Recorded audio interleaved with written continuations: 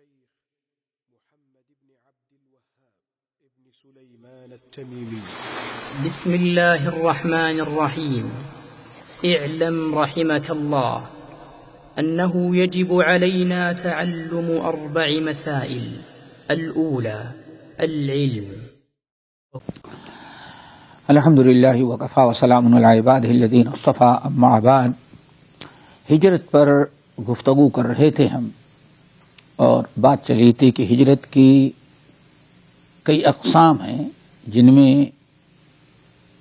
ایک تو یہ ہے کہ ہجرت واجبہ ہے. واجبہ ہجرت کا مطلب کیا ہے؟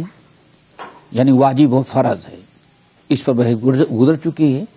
یعنی اگر انسان اب کسی ایسی جگہ رہتا ہے جہاں دین پر قائم رہنا اس کے لیے ناممکن ہے، اسلام کے شعار، اسلامی احکام کا اظہار ناممکن ہے، تو ایسے موقع پر اس کے لیے واجب ہے کہ وہ اپنے علاقے سے ہجرت کر کے کسی ایسے علاقے میں جائے جہاں اسے دین پر عمل کرنے کی کھلی آزادی ہو.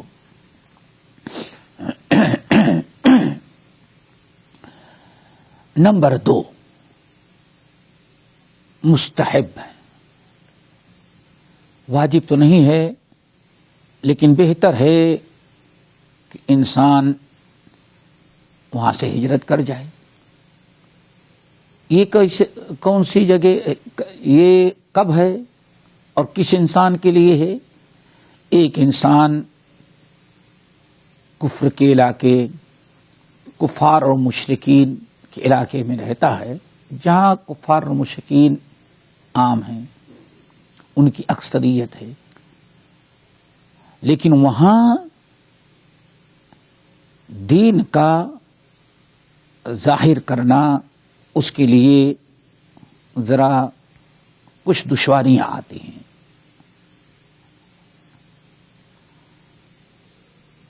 انسان ہے، دین پر بھی عمل کر سکتا ہے، شاعر بھی ہے، لیکن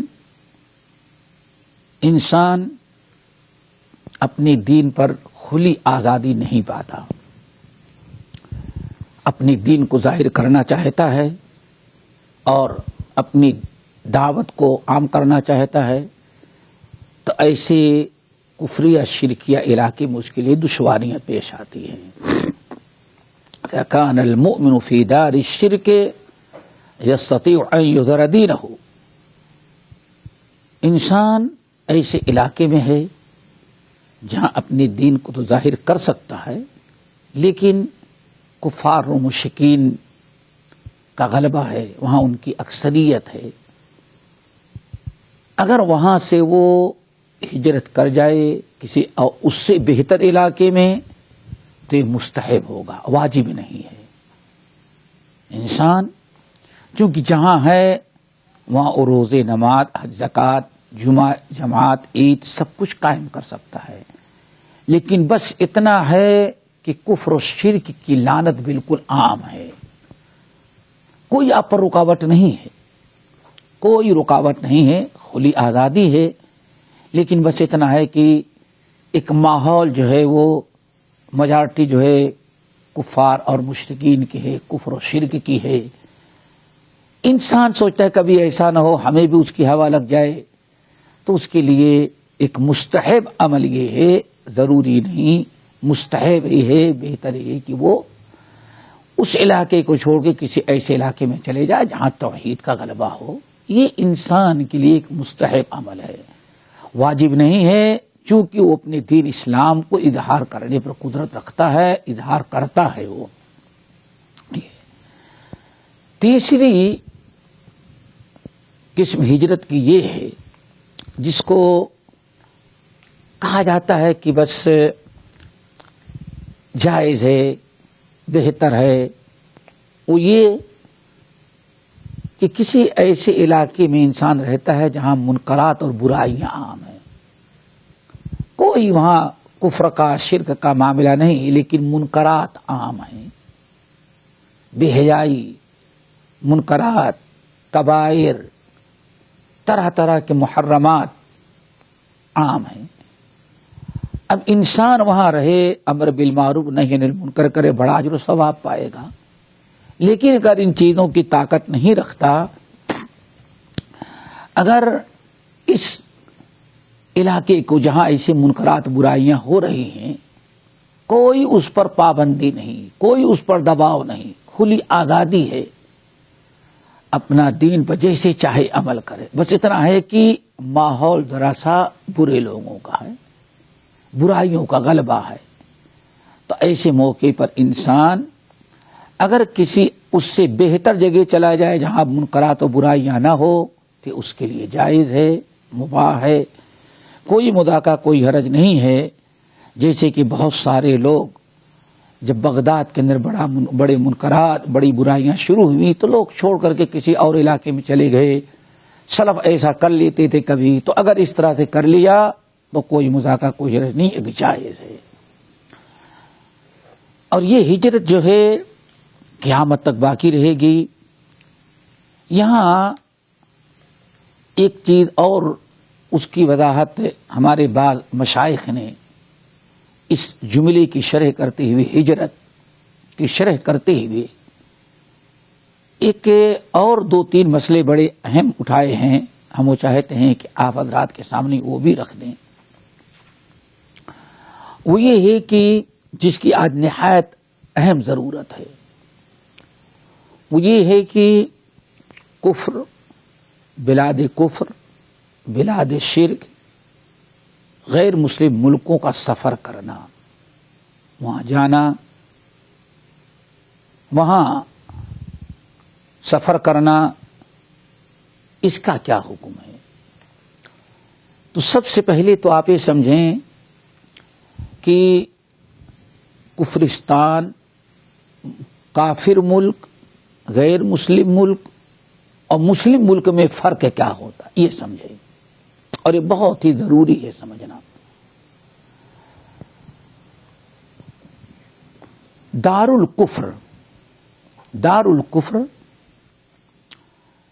ایسے ملک، ایسے علاقے کو کہا جاتا ہے جہاں کفر غالب ہو، جہاں شرک غالب ہو. وہاں مسلمانوں کو اپنے اسلام کے اظہار کی کوئی اجازت نہ ہو. ایسا دار الکفر، دار الشرک، ایسا غیر مسلم ملک جہاں اسلام کے اظہار پر پابندی ہو اور شاعر اسلام پر عمل کرنا، اور شاعر اسلام جمعہ، جماعت، اذان، عید، یہ ایسے معاملات ہیں، اعمال ہیں کہ ان کے یہ ظاہر کرنے کی اجازت نہ ہو. نہ جمعہ پڑھ سکتے ہیں آپ، نہ عید پڑھ سکتے ہیں، نہ اذان دے سکتے ہیں، نہ مسجد بنا سکتے ہیں. یہ ایسے علاقے جو ہیں ان کو کہا جاتا ہے دار الکفر. یہ دار الکفر، دار الشرک ہے. دار الاسلام کس کو کہتے ہیں؟ جہاں اسلام غالب ہو، اسلام غالب ہو. شعائر، جمعہ، جماعت، عید، اذان، عیدگاہ، شاعر اسلام کا اظہار کھلے طور پر رائج ہو، کوئی پابندی نہیں. ایسے علاقوں کو، ایسے ملکوں کو دار الاسلام کہا، دار الکفر اور دار الاسلام. دار الکفر جہاں اسلام پر عمل کرنا، اظہار کرنا، شعائر کا قائم کرنا، اذان، مسجد، جمعہ، جماعت بنانا اور قائم کرنا ناممکنات ہو، ایسے علاقے کو دار الکفر کہتے ہیں. دار الاسلام جہاں انسان کو، یہاں اسلام غالب ہو، شاعر، اذان، مسجد، جمعہ، جماعت، عید، داڑھی رکھنا، پردہ، ان تمام چیزوں کی کھلی آزادی ہو. ایسے علاقے کو دار الاسلام کہا جاتا ہے. یہیں سے ایک چیز اور ہم بتائیں، بہت سارے ممالک ایسے ہیں، گرچہ وہ کہا جاتا ہے کہ ہاں وہ مسلم ملک تو نہیں ہے، لیکن وہ غیر مسلم ملک بھی نہیں کہہ سکتے. کیوں؟ بہت سارے غیر مسلم ملک ہیں، لیکن وہاں اسلام پر چلنے عمل کرنے میں کوئی پابندی نہیں. وہاں مساجد ہوتی ہیں، عید ہوتی ہے، جمعہ قائم ہوتا ہے، مسلمان اپنے تمام شعار اور تمام احکام پر عمل کرتا ہے. گرچہ کچھ قانون میں تھوڑا سا فرق ہو، کچھ تھوڑی سی پابندیاں ہو، لیکن کلی طور پر مسلمانوں کو اپنے مذہب کے مطابق زندگی گزارنے کی آزادی ہوتی ہے. ایسے ملکوں کو کبھی بھی غیر مسلم ملک ہم نہیں کہہ سکتے. یا ایسے ملکوں میں اگر مسلمان آباد ہیں تو ان کو یہ نہیں کہہ سکتے کہ آپ دارالکفر میں ہیں. اسی لیے ایک چیز اور ہم بتا دیں، آج ہم نے دیکھا بہت سارے لوگ بڑے دھڑلے سے کہہ دیتے ہندوستان غیر مسلم ملک ہے، ہندو ملک ہے. کسی بھی مسلمان کے لیے جائز نہیں کہ ایسا جملہ استعمال کرے. یہی تو چاہتے ہیں ہم. یہ نہیں کہ ہمارے لیے جائز نہیں کہیں کہ ہندوستان ہندو ملک ہے، ناممکنات ہے. ہندو سے مراد ہندوستان ہندوستانی ملک ہے. ہند سے مراد ہندو نہیں. وہاں کے جتنے باشندے ہوں گے سب کو ہندوستان کا، ہندو سے ہندوستان نہیں ہے. اس لیے آپ اس کو سمجھیں، ہندوستان ایک ایسا ملک جہاں آج سے نہیں ہزاروں سال سے جب سے اسلام آیا اس وقت سے لے کر کے آج تک سارے شاعر اسلام ہندوستان کے اندر قائم ہوتے رہے. عمر فاروق رضی اللہ تعالیٰ عنہ کے زمانے سے مسلمان ہندوستان میں آباد ہونا شروع ہوئے ہیں. دھیرے دھیرے پورے ہندوستان میں وقفے سے مسلمان آئے. 1000 سال تک حکومت کی. پھر انگریز نے قبضہ کیا. انگریز کے زمانے میں بھی کبھی ہندو ملک نہیں رہا. کیوں؟